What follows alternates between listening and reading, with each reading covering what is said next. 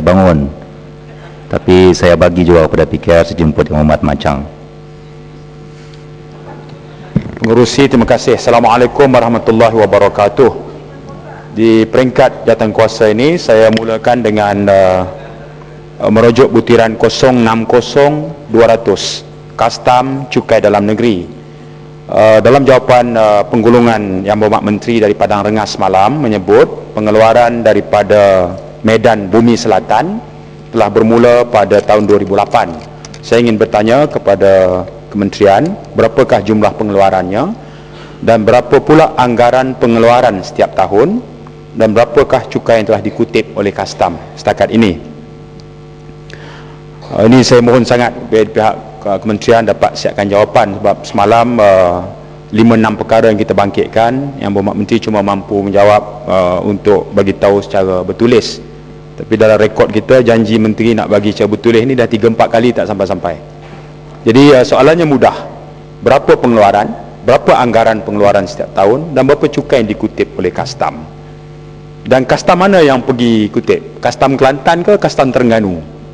Ataupun Kastam daripada ibu pejabat? Kita nak tahu yang tu. Pertama. Yang kedua, butiran 11,000 Pusat Maklumat Hartanah Negara. Ini saya nak merujuk kepada tanah kereta api Tanah Melayu yang sekarang berada di Singapura, dari Tanjung Pagar, Kranji, Bukit Timah dan Woodland. Saya kira lebih kurang 200 hektar lebih. Tanah di Singapura ni macam emas, tapi itu milik KTM. Saya nak tahu apakah status tanah itu sekarang dan berapakah nilai semasanya. Oleh kerana hal ini terhenti kerana isu-isu Malaysia Singapura yang tak nampak jalan penyelesaian, memadailah di tahap ini kita nak tahu berapakah nilai semasa dan apakah Pusat Maklumat Hartanah Negara menilai dari sudut nilai semasanya. Yang kedua. Yang ketiga, Tuan Pengerusi, butiran 040000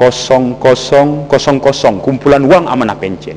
Kumpulan Wang Amanah Pencen ini ditubuhkan melalui Akta 454, Akta 1991. Hari ini Kumpulan Wang Amanah Pencen digunakan untuk membiayai pembinaan jambatan kedua Pulau Pinang. Sebanyak 2.7 bilion ringgit diperlukan. Kumpulan Wang Amanah Pencen akan bagi pinjam kepada jambatan kedua Sdn Bhd, iaitu Syarikat Menteri Kewangan diperbadankan. Sebahagian lagi dibiayai oleh China Exim. Saya ingin tahu daripada komitmen pinjaman 2.7 bilion itu, berapakah yang telah dikeluarkan setakat ini, yang telah didisburskan setakat ini, ya. Saya juga meneliti dalam Akta Kumpulan Wang Amanah Pencen, dia ada panel pelaburan dia yang dilantik oleh Menteri, dan panel pelaburan ini dia ada garis panduan dia. Di bawah Seksyen 10(2), Menteri boleh kenakan term and condition ke atas pinjaman pelaburan, dan 10(3) menyebut bahawa pelaburan itu tidak boleh melebihi 20% daripada aset Kumpulan Wang Amanah Pencen. Shall not at any time exceed 20% of the disposable asset KWAP.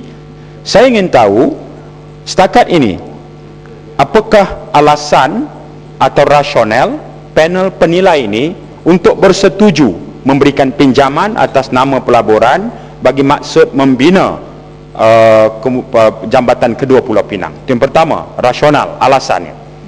Yang kedua, berapakah shilling pelaburan yang telah ditetapkan oleh panel pelaburan Kumpulan Wang Amanah Pencen kalau untuk tujuan melabur dalam sektor prasarana ini? Kerana kita tahu pulangannya lama, ya, pulangannya lama. Jadi kita ingin tahu rasional itu dan apakah jumlah yang telah dikeluarkan setakat ini, dan apa rasional pelaburan itu dibuat.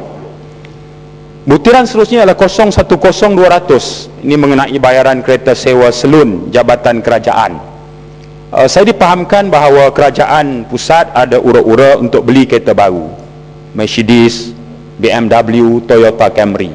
Sudah tentulah ini akan diuruskan oleh Spenco kerana kerajaan masih terikat dengan kontrak hampir lebih 20 tahun lagi Apakah benar ada rancangan untuk membeli motorkar baru ini, Mercedes, BMW dan Toyota Camry, yang kabarnya di kilang pemasangan itu Proton perdana eksekutif itu sudah pun dihentikan.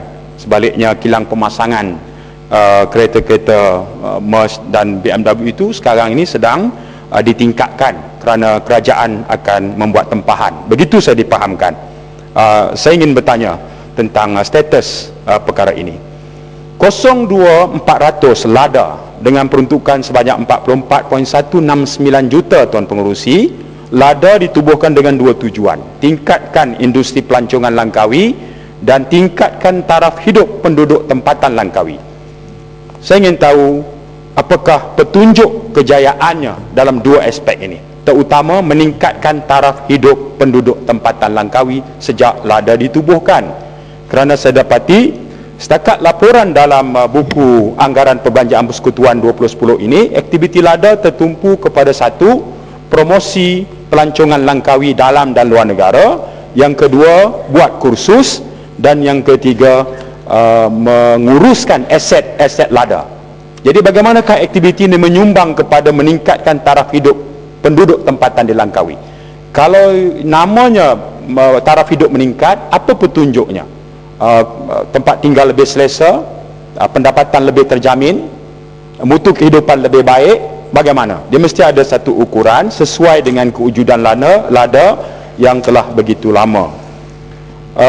Tuan Pengerusi, saya juga ingin merujuk kepada butiran 15,000 jabatan penilaian.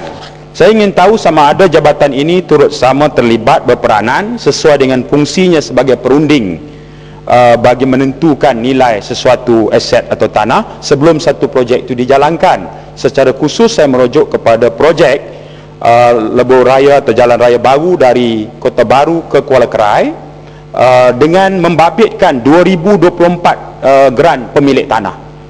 Jadi sebelum daripada proses pampasan dilakukan oleh pihak kerajaan, sudah tentulah nilai tanah itu mestilah dibuat.